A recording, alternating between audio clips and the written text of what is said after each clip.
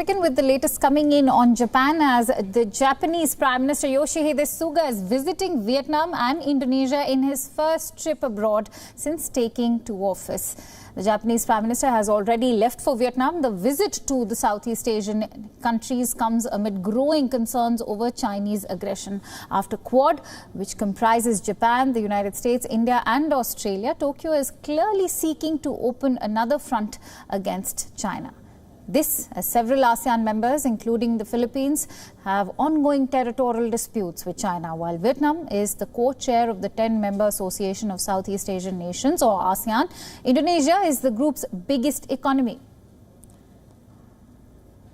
また両国との間で自由で開かれたインド太平洋の実現に向けた協力や南シナ海問題、北朝鮮情勢等の地域及び国際社会の喫緊の課題への対応について意見を交わす予定であります。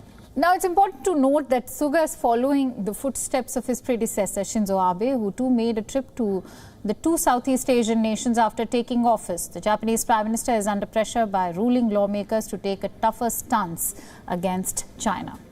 Let's quickly get in a sense of perspective on this news story. For that, I'm joined in by Professor James D.J. Brown, who is an Associate Professor of Political Science at Temple University. He joins me live from Tokyo at this hour. A very warm welcome to you, Professor. Let me begin by asking, how crucial are Vietnam and Indonesia to Suga's visit, considering Vietnam is the current chair of the 10-member ASEAN grouping and Indonesia its biggest economy? Well, like any world leader, the first overseas visit is a real opportunity to demonstrate the priorities of the administration. So with Suga selecting Vietnam and Indonesia as that first destination, it really shows that it's a major priority of his administration to continue to build ties with those two countries. That's to do with economics, certainly, but it also has a lot to do with security. And as you mentioned in your introduction, a lot to do with strengthening, sort of balancing efforts against China's activities within the region.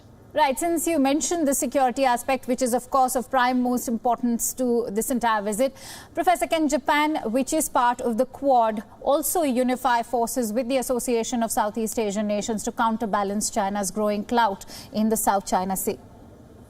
It's a slightly different tactic here. So the overall strategy is the same, but with the Quad, what Japan's looking for is much closer security cooperation, including military drills and things of that nature. Whereas with Southeast Asia, it's a much softer approach. They know, the Japanese side, the Southeast Asian nations are not going to choose one side or the other. China is simply too important economically to do that. So Japan's taking a much softer approach. Right. They're not pushing these countries into choosing sides. It's rather about just deepening a certain level of security cooperation.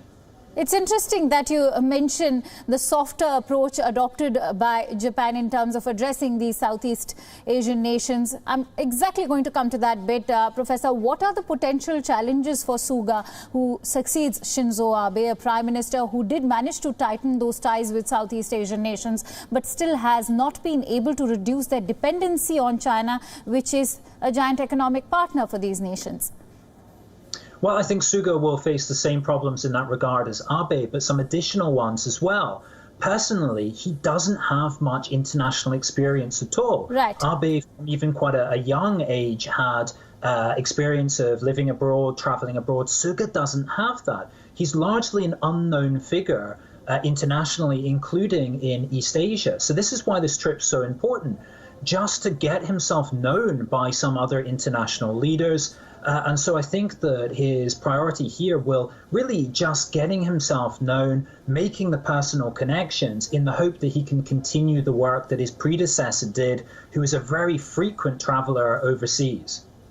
Right. Those are some very valuable inputs that you've shared, Professor. Thank you so much for bringing in your perspective on our broadcast today.